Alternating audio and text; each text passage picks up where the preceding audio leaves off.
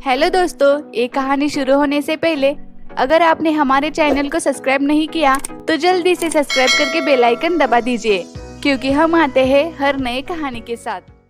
मकर संक्रांति का जादुई पतंग। किसी गांव में मोहिनी अपने बेटे पप्पू के साथ रहती थी। पप्पू के बाबा जब पप्पू 2 साल का था तब चल बसे थे। तब से मोहिनी ही अकेले अपने बेटे का ख्याल रखती थी। अब पप्पू 9 साल का हो गया था। मोहिनी उसे रोज स्कूल में छोड़कर काम पर जाया करती थी। बेटे की पढ़ाई के लिए वो घर घर जाकर साफ सफाई का काम किया करती थी।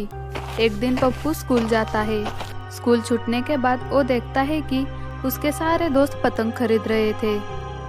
अरे पप्पू, तुम क्यों नहीं खरीद रहे हो पतंग? आओ ना, बहुत सारी पतंग है यहाँ और बहुत ही अच्छी अच्छी है। नहीं नहीं राजू, तुम खरीद लो, मैं कल खरीद लूंगा। वैसे भी मकर संक्रांति कल है ना, तुम खरीद लो। ऐसे कहकर पप्पू घर आ जाता है। अपनी माँ से कहने ही लगता है कि तभी उसे उसकी माँ बहुत परेशान दिखाई देती है। क्या हुआ माँ, तुम इतने परेशान क्यों हो?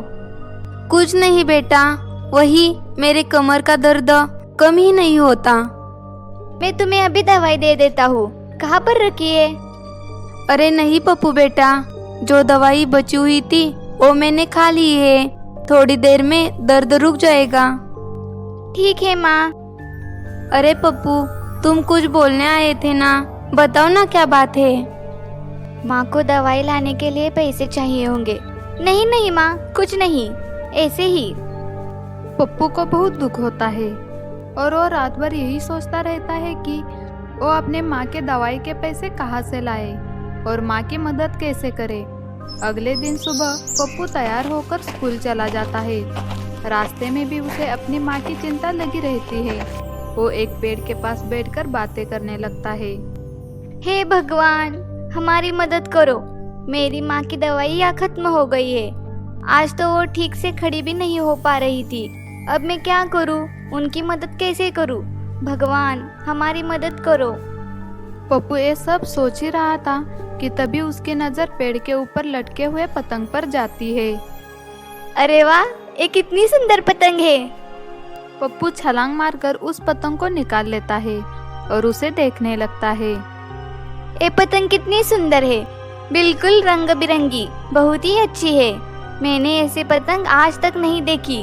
गांव वालों ने भी इतनी सुंदर पतंग कभी नहीं देखी होगी। लगता है ये कोई जादुई पतंग है। पप्पू उस पतंग को लेकर घर आने लगता है। रास्ते में लोग उसकी पतंग को देखने लगते हैं। अरे वाह पप्पू बेटा, ये पतंग तो कितनी अच्छी है। कहाँ से खरीद कर लाए हो इसे? चाचा, ये पतंग मुझे पेड़ पर लटकी हुई मिली। अच्छा, तो ये पतंग मुझे दे दो। मैं अपने बेटे को ये पतंग दूंगा तो वो बहुत खुश होगा। मैं तुम्हें इसके 50 रुपए दूंगा। पप्पू मन ही मन सोचता है कि क्यों ना मैं इसके जैसे और सारे पतंग बना दूं, तो मुझे बहुत सारे पैसे मिलेंगे। अरे नहीं चाचा, मुझे ये पतंग चाहिए। पप्पू ऐसे कहकर पतंग लेकर घर की ओर भागता है और घर पहुंचकर मोहिनी का आवाज देने लगता है। माँ माँ, जल्दी से इधर आओ, देखो कितनी सुंदर पतंग है। अरे पप्पू, तुम स्कूल नहीं गए और इतनी सुंदर पतंग कहाँ से लाए? पप्पू उसे सारी बातें बता देता है। मोहिनी उस पतंग को हाथ में लेकर देखने लगती है। माँ, क्यों ना हम इसके जैसे और पतंग बनाकर बेचे? पप्पू के इतना कहते ही वहाँ पर बहुत सारे पतंग आ जाते हैं। पप्पू और मोहिनी ये सब देखते ही रह जाते हैं कि तभी वो पतंग बोलने लगता है। अरे पप्पू, क्या हो गया? मुझे देखकर डर गए क्या? मैं सिर्फ उन्हीं लोगों को दिखाई देता हूँ जिनके विचार नेक हो और सच में उन्हें मेरी ज़रूरत है। देखो ये लो, ये ढेर सारी पतंग। उन्हें बेचकर तुम अपने माँ का ख्याल रखना। क्या सच में? आपका बहुत बहुत शुक्रिया। हाँ, आपका बहुत बहुत शुक्रिया जो आपने हमारी मदद की। मोहिनी के इतना कहते ही पतंग बहुत खुश हो जाता है और उन्हें ढेर सारी रंगी बिरंगी पतंग देकर वहाँ से गायब हो जाता है। मोहिनी और पप्पू बहुत खुश हो जाते हैं। माँ, अब इन पतंगों को बेचकर बहुत सारे पैसे आएंगे ना? हाँ मेरे बच्चे। अगले दिन जब मकर संक्रांति होती है तब मोहिनी और पप्पू पतंग लेकर बाजार में बेचने चले जाते हैं। सभी गांव वाले उन पतंगों को देखते ही देखते रह जाते हैं। अरे पप्पू, इतनी सुंदर पतंग हमने कभी देखी नहीं, बहुत ही अच्छी है। कितनी की है? अरे काका, बस 20 रुपए की है। अरे वाह, मुझे 5 दे दो। मोहिनी उस आदमी को 5 पतंग दे देती है। देखते ही देखते पप्पू के सारे पतंग बिक जाते हैं और उसके पास बहुत सारे पैसे आ जाते हैं। दोनों बहुत खुश हो जाते हैं और घर आ जाते हैं। माँ, जादुई पतंग ने तो हमारी गरीबी ही हटा दी। हाँ पप्पू बेटा, जादुई पतंग ने हमारी जिंदगी संवार दी।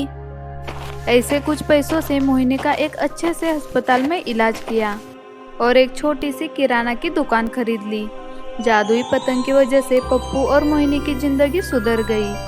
तब से पप्पू और मोहिनी खुशी से रहने लगे।